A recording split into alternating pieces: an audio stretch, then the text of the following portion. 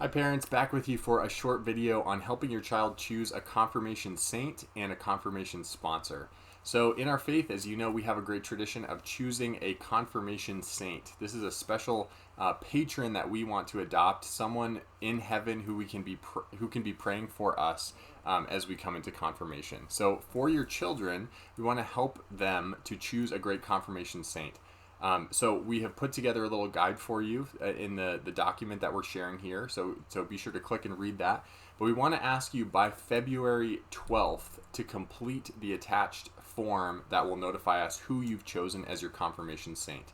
If you don't know where to start, we've provided some links that'll help you and your child to determine who might be a good saint for them. But encourage them to think about what are their talents, their passions, and interests. What is already their name? Maybe they're named after a saint that they can learn about, and they can actually choose to have that same saint be their confirmation saint. Who's a saint that they've always looked up to, or that your family has had a devotion to? These can be great questions to spark who their confirmation saint should be. The second thing with that is when they choose a confirmation saint, they will be asked to do a little confirmation saint project. And at one of our in-person retreats this spring, they'll have a few minutes to present that project to their peers. And we'll ask them to make a poster with their saint name, a picture of their saint, a few facts about that saint's life, and then a little bit about why they have chosen that saint as their confirmation saint. So they're going to prepare that for one of our in-person retreats in March or April. So more details will come on that, but make sure that you help them choose that saint before February 12th. The second thing is that every child preparing for confirmation will need to choose a confirmation sponsor. So this is someone else, could be a relative, a friend, an acquaintance, who will be a real mentor for them in the faith. This is someone who is practicing their faith, who is living out the Catholic faith and what the church teaches for our lives. And so we've put together a list of the qualifications for someone who can serve as a confirmation sponsor. So be sure to read that thoroughly. And the most important thing is that once you and your child have selected who that person is going to be, it cannot be a parent. Okay, that's an important thing. It can be a relative, but it cannot be a parent. There's a form that we're sending you here that you need to give to that confirmation sponsor. They will need to bring that to whatever parish they are a member of. So if that's St. Mary Magdalene, they can contact the front office. But if they are a parishioner in another state or at another parish, they'll need to either send that form or they'll need to bring it in person to that parish. That parish will then verify that this person is a member, a practicing member of our parish community who is in good standing, and then they will sign off on it.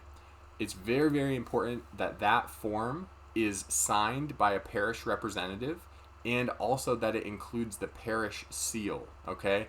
I know that this might seem like overly logistical, but it's very, very important for keeping accurate records that it is signed by a parish representative and that it has been sealed with the official parish seal. So please make sure that both of those things are present on your confirmation sponsor form. Otherwise, we'll end up calling you up and saying, hey, we need you to fill this out again, okay? So make sure that those things are present there. If you don't know anyone who can be a good sponsor for your family, please just reach out to Mary and I, and we will do our best to find someone within our parish community who would love to be a sponsor for your child. This is such a privileged opportunity, that someone that they're going to journey with not just now, but for the rest of their life, and who's going to be a great example for them for years to come. So those are the main things here, is to make sure that you help them choose a confirmation saint, and that you complete that form by February 12th, and that you help them choose a confirmation sponsor. That paperwork is also due February 12th. Okay, so that's the magic date for everything. We want all your forms and information turned in by February 12th so that we can prepare. Okay? The very last thing is that this year sacrament masses are going to be a little bit different than normal due to COVID. So Bishop Olmsted normally will either come himself or send a priest in his place to do the confirmations. Due to COVID, we know that things are looking a little bit different. So he has granted Father Chris the permission to be able to do confirmations this year. So we are meeting with Father Chris in January to establish dates for the end of the spring or early summer where those masses will happen. And as soon as we have those dates, we will be sure to let you know so that you can choose what works best for your family. But just so you know, things will look a little bit different, and we will let you know as soon as we have more info. Thank you so much for leading your children in this year. We're excited for them to receive their sacraments, and we can't wait to get things rolling with these retreats this semester.